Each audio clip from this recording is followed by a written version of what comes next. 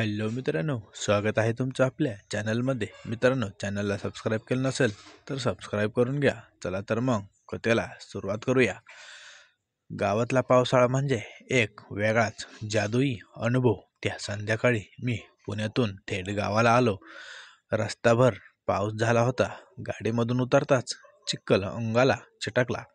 जुन्या घराच्या ओसरीत उभं राहिलो आणि पाहिलं, आत चुलत आजी एकटी होती. अरे, आलास थेट पावसात भिजून तर नाही ना?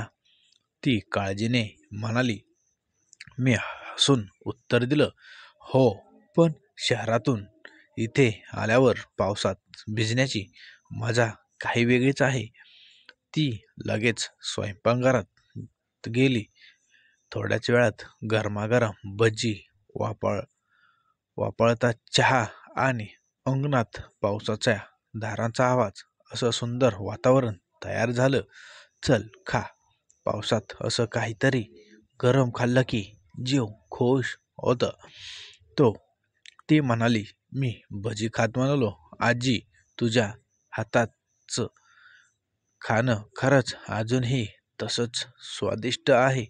पुण्यात काही मिळत नाही असं.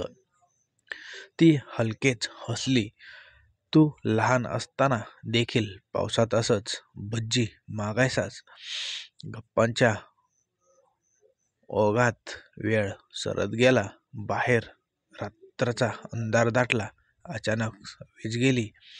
घरात फक्त मेणबत्तीचा मंद उजेड, बाहेर विजांचा कडकडाट आणि दोघं शांत झालो. फक्त पावसाचे थेंब आणि कधीकधी बेडक्यांचा आवाज. ते हळूच माझ्या जवळ सरकले.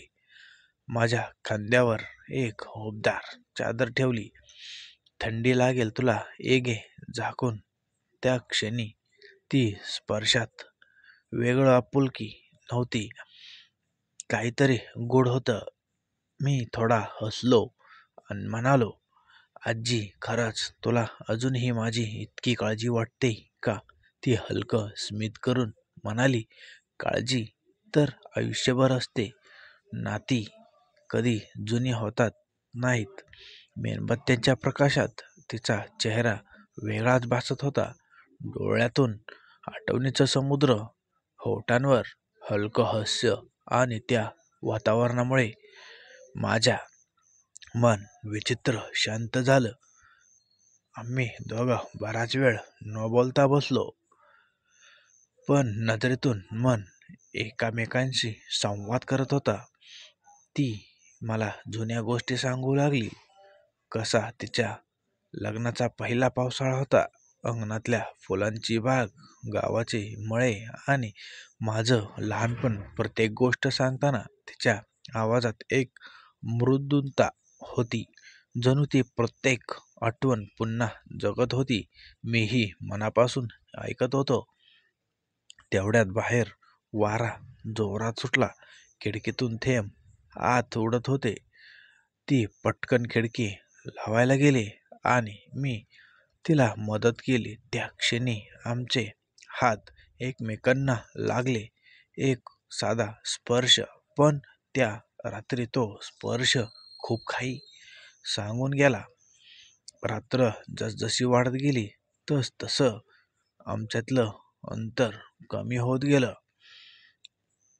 कधी गप्पा, कधी शांतता, कधी नजरेतून बोलणं.